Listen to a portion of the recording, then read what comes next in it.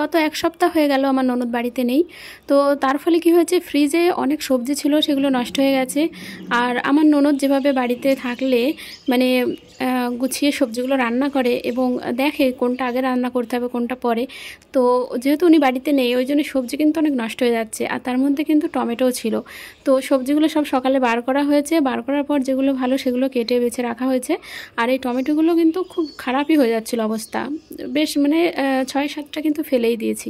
বাকি যে টমেটোগুলো রয়েছে ওগুলো আমি নিয়েছি, ভাবলাম একটু মানে আচার করে রাখি, টমেটোর চাটনি আচার যেটাই বলো। তো আমি যে প্রসেসে বানাই সেটাই তোমাদেরকে এখানে দেখাচ্ছি। তো আমি নিজেই রান্নাঘরেই কিন্তু কাজটা অলরেডি শুরু করে দিয়েছি। আর এর জন্য লাগবে হচ্ছে তেঁতুল, তো তেঁতুল আমি উপর থেকে নিয়ে আসলাম।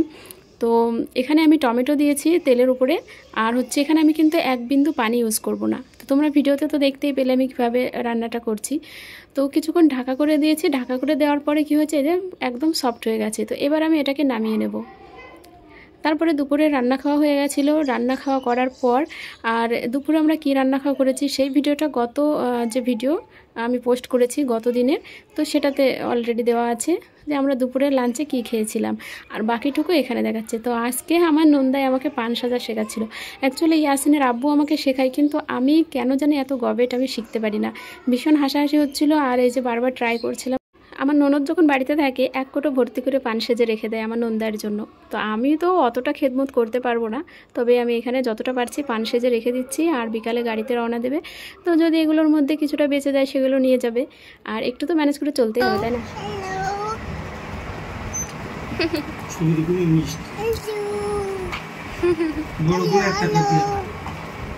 বলো তোমার নাম কি? বলো ইয়াসিন। বলো আমার নাম ইয়াসিন।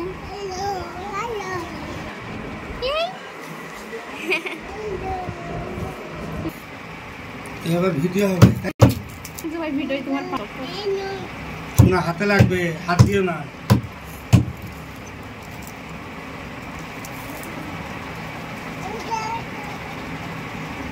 এটা কি? ওইটা খুব ভালো লাগে।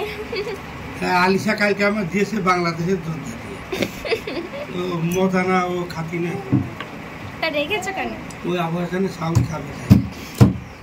আমি পান জড়াতে পারিনি, আমার নন্দাই শেখাচ্ছে তা ভুলে যাচ্ছে। এই দেখো ভালো করে দেখো, এই দেখো টিউটোরিয়াল। এই এই এই বাহ বাবা কি সুন্দর, কি সুন্দর। নিচে ফাঁকা হয়ে যায়, অসাধারণ। এই না এইটা হবে, এইটা মুড়িয়ে দেখাও জেনে চিড়ে গিয়েছে। ওইটা ওই দিক থেকে দিতে হয়, মোটা দিক থেকে। এই এই কি সুন্দর, ভেরি নাইস। তাই তো এবার দেখতে এর মধ্যে দুবা পানগুলো তো নেতিয়ে গেল, আবার ওই হয়েছে।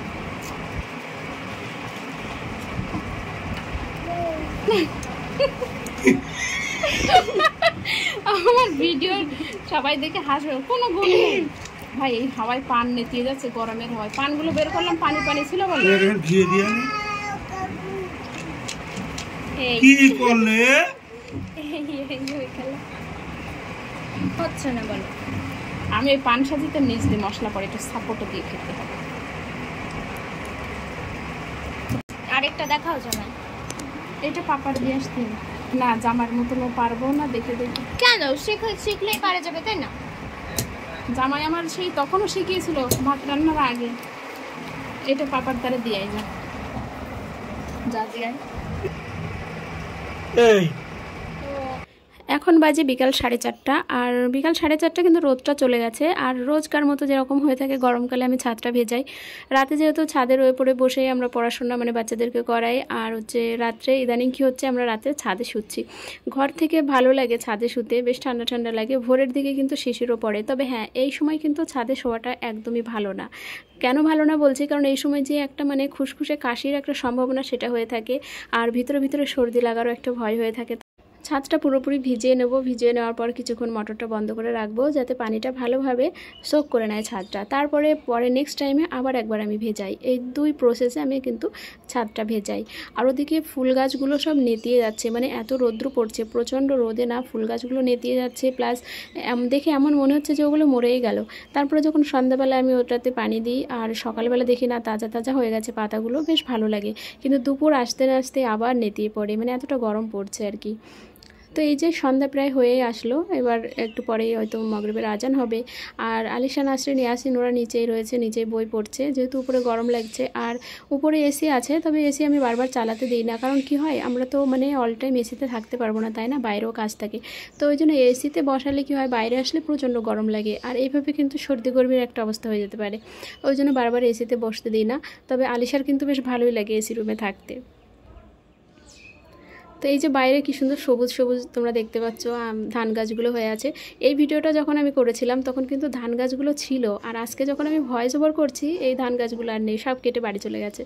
তো এই হচ্ছে, আমি ভিডিও করি একদিন আর পোস্ট করতে আমার 1 সপ্তাহ 10 দিন লেগে যায়, এটাই পার্থক্য। তো এই যে ইয়াসিনের আব্বু গিয়েছিল ওনার শ্বশুর বাড়িতে, তো ওখানে মা এই লুঙ্গিটা দিয়েছে। এই ডিজাইনটা মানে আমার ভালো লেগেছিলো, এই ছাপাটা পছন্দ হয়েছিল। তো মাকে একটা জিনিস, মানে মা হোক চাই আব্বা হোক, মানে যদি বলি এটা ভালো লাগছে কিংবা এটা এখন পাওয়া যায় কিনা, তো সেটা জোগাড় করে আমার বাড়ি পাঠাবে। তো ওই জন্য লুঙ্গির ডিজাইনটা আমি বলেছিলাম ভালো হয়েছে, তো তার জন্য আরেকটা লুঙ্গি কিনে ওরকম সেম ডিজাইনের কিনে পাঠিয়েছে, মানে ইয়াসিনের আব্বুর জন্য। তো এই যে আমি এখন লুঙ্গিটা মানে ভালো করে ভিজিয়ে দিচ্ছি। অ্যাকচুয়ালি বাংলাদেশের লুঙ্গি পরে তো ওটা পরলে কী হয়, ওটা সফট থাকে, ওটা হাতে নিয়ে না একরকম আলাদা প্রশান্তি। তো এই যে ও গেছিলো একটু মানে বাইরে, এখন সবে আসলো। তো বাইরে কোথায় গেছিলো, কি হলো, সেই সব সংক্রান্ত কথা হচ্ছে আমাদের মাঝে। আর ওই যে আমি বললাম না ছাদ ভেজাচ্ছিলাম, ছাদটা ভেজানোর পর আমি আরামসে বসে ছাদের উপরে এই যে বিছানার চাদর, তারপরে কিছু জামা কাপড় কেচে ধুয়ে দিয়েছি। তার মানে রোদ্রের সময় কাচাকুচি করতে বেশ খানিকটা কষ্টসাধ্য। তো ওই জন্য আমি বেশিরভাগ কী করি, গরমকালে বিকালবেলা জামা কাপড় কেচে ধুয়ে দিই, সারা রাত্রে মানে ভালোভাবে শুকিয়ে যায়।